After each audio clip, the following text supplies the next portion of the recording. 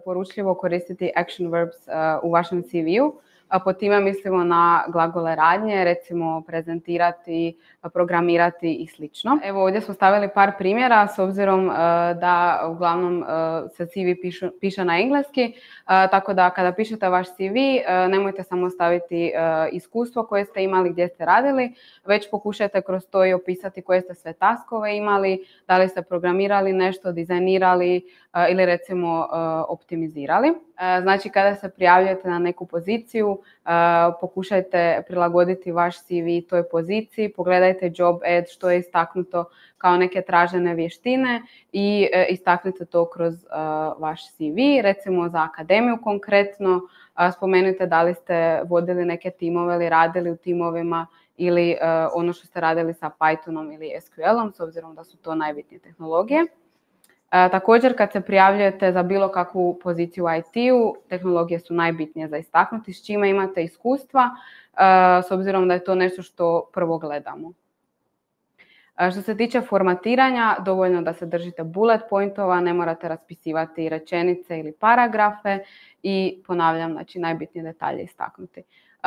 Preferirani format CV-a je PDF. Recimo, ako ste vodili neki tim, recite to je bio tim od 5 ili 10 ljudi. Ili ako ste sudjelovali na nekom projektu, da li je to bio duži projekt od, 6 mjeseci ili nešto manje, to je isto super za nas da stavimo nekakvu perspektivu vaše iskustva.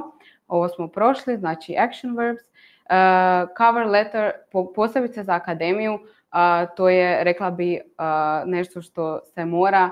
Znači, cover letter, kroz to imate priliku izraziti svoju motivaciju. Kroz CV imate iskustvo, ovo to je prilika da nam kažete zašto ste vi super kandidat za to.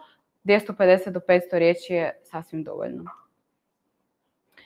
Isto tako, GitHub link ili bilo kakav drugi online izvor koji bi nam mogao dati bolji uvid u to što ste radili, portfolio ili nešto slično.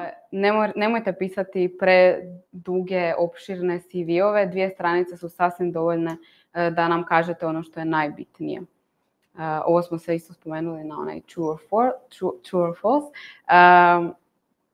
Isto tako, previše različitih boja ili fontova, to može djelovati malo ometajuće, držite se jednog fonta, imajte headline-ove i podnaslove, ali da, to je sasvim dovoljno. Kada radite svoj timeline iskustva, nemojte početi od najstarijeg. Recimo, završio srednju školu, to ćete staviti zadnje. Prvo je što ističete ono zadnje iskustvo, jer se najčešće dogodi da je to i najrelevantnije za poziciju za koju se prijavljujete. Ovo tu se možda podrazumijeva, ali isto je super za spomenuti. Proofreadajte svoj CV, znači provjerite da li ima pravopisnih ili gramatičkih grešaka. Danas ima super toolova online za to, kao što je Grammarly, tako da to svakako pridonosi tome da ostavite što profesionalniji dojam. Ovo isto se možda podrazumijeva, nemojte koristiti slang.